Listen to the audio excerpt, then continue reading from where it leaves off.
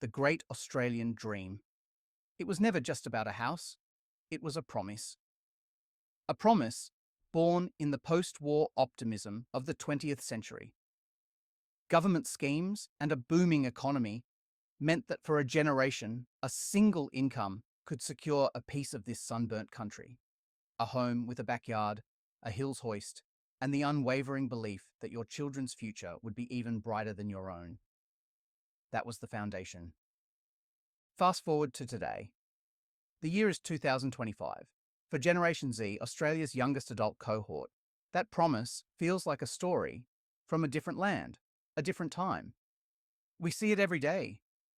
The essential worker, the nurse, the teacher who serves the city but has no hope of ever affording to live in it.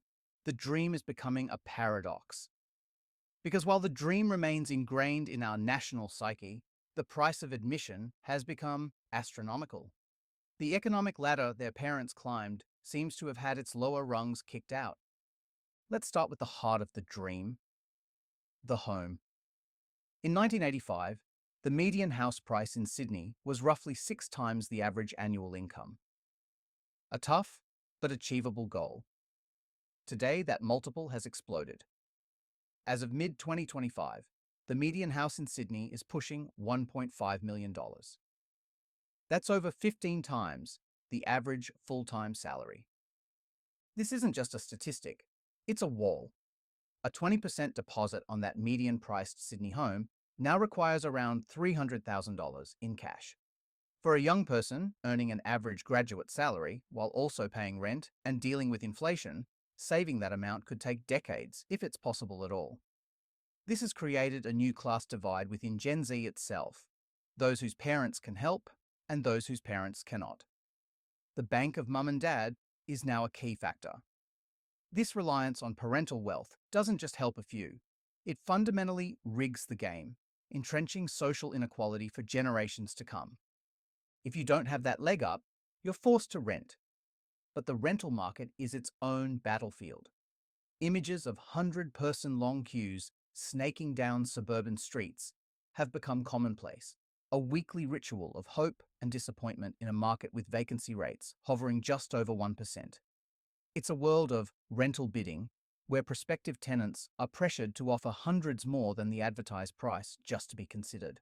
With average rents in Sydney exceeding $850 a week, it's now normal for a Gen Z worker to spend over a third of their pre-tax income on rent. This creates the rental trap. You can't save for a deposit because your rent is too high, but you have to pay high rent because you don't have a deposit. It's a vicious cycle. And with that comes rental insecurity. The constant fear that your lease won't be renewed, that you'll be forced to move again at a moment's notice, makes it impossible to put down roots. On top of the insecurity, many are forced to live in substandard conditions, dealing with mold, leaks, and unresponsive landlords, afraid to complain for fear of being blacklisted. The problem is no longer just confined to the inner cities. The post-pandemic era saw a boom in regional house prices, pushing the crisis into country towns across Australia. This influx of city money has displaced long-term regional residents, shattering local communities and pushing essential workers out of the towns they grew up in. And this financial pressure is amplified by the ever-increasing cost of simply existing. Let's talk about the weekly grocery shop. The phenomenon of shrinkflation has become rampant. The packet of chips is lighter. The block of chocolate is smaller, but the price remains the same, or even goes up. This squeeze is happening everywhere.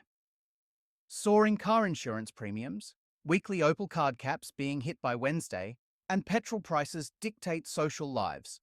These aren't luxuries. They are the basic costs of participating in the economy, and they are eroding savings in real time. Compounding all this is a burden previous generations never faced on this scale. Student debt. A university degree, once a ticket to a stable career, now comes with a hefty price tag. And it's not just university. The rising cost of TAFE and vocational training means that even those pursuing trades are starting their working lives in significant debt. And while the repayment threshold has been adjusted, Gen Z still starts paying back their debt on relatively low incomes. further reducing their take-home pay. To cope, the side hustle has become the norm, driving for a rideshare, delivering food, freelance work online. It's a constant grind that leads to burnout. This culture of overwork impacts everything. There's less time for community, for hobbies, for rest, and for building meaningful social connections, which takes a toll on health. This reality is made worse by the curated perfection seen on social media, where lifestyles funded by old money or parental wealth are presented as normal, achievable success. To keep up appearances, buy now, pay later schemes have exploded in popularity among young people, creating new pathways into debt traps for everyday items. This financial reality has led to a major societal shift: the return home. Over half of 23-year-olds in Australia are still living with their parents. While it's a practical solution, for many it feels like a regression, a delay in starting their own independent lives, putting milestones like marriage and children on hold. So how did we get here? How did the land of the fair go become a place where the starting line for young people is pushed so far back? The answers are complex and controversial. For decades, Australian governments have overseen policies that treat housing less like essential shelter and more like a financial commodity, a game for investors. Policies like negative gearing allow investors to deduct losses on their rental properties from their other taxable income, a benefit that primarily flows to higher income earners. Combined with a 50% discount on capital gains tax, the system heavily incentivizes buying existing properties to flip for a profit rather than building new ones. Any political attempt to reform these tax concessions is met with fierce resistance, often framed as an attack on mum and dad investors, creating a political stalemate. Then there's the role of the Reserve Bank. Recent aggressive interest rate hikes, designed to curb inflation, have had a brutal effect on the very people who just managed to get a mortgage. Meanwhile, for many established, older homeowners who bought in decades ago and have minimal debt, these rate hikes have had little negative impact. This widens the generational wealth divide. And what about wages?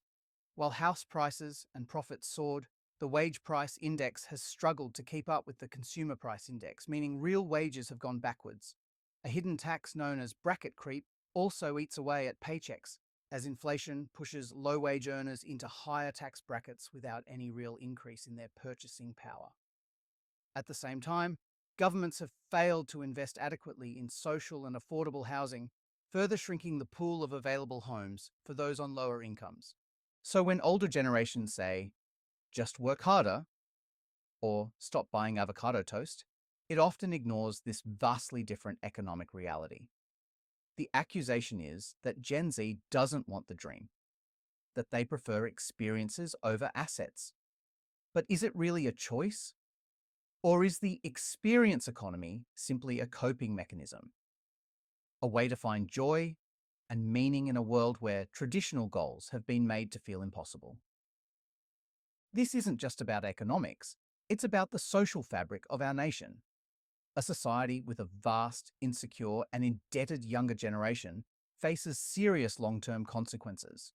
We're already seeing trends of delayed family formation. The decision to have children is a huge financial one, and many feel they simply can't afford it. There's also the risk of a brain drain, as talented young Australians, seeing better opportunities and a lower cost of living, choose to build their lives overseas. When a generation feels the system is rigged, civic disengagement can follow. Why participate in a democracy that doesn't seem to address your biggest problems? And we cannot ignore the documented rise in anxiety and mental health issues among young people, with financial stress being a major contributing factor. So is there any hope? Is the dream salvageable, or is it time to write its obituary? Some believe new alternative dreams are taking its place. We see the rise of van life, where home is wherever you park it. But this romantic image often hides the reality of a lack of stable amenities and legal parking spots. The strategy of rent vesting, buying a cheaper property in a remote area while continuing to rent in the city, also has pitfalls, turning you into a long-distance landlord. But while these alternatives offer solutions for some, they don't address the core systemic issues that have made the foundational goal of a secure home so difficult to achieve. Ultimately, this is a conversation about fairness. It's about whether Australia will continue to be a country where the next generation can expect to be better off than the last. Right now, for the first time in our modern history, the answer to that question appears to be no. And that is a reality that should concern every single Australian, regardless of their age. The Great Australian Dream isn't just a house, it's the belief in a fair go. And the question for Gen Z and for all of us is whether that belief can survive this economic reality. We want to hear from you. Are you a Gen Z Australian? Do you think the dream is dead? What are your experiences with housing and the cost of living? Let us know your story in the comments below. This conversation is vital and your voice matters. If this video resonated with you, please hit the like button and share it to keep this important conversation going. And subscribe for more deep dives into the issues shaping modern Australia. Thanks for watching.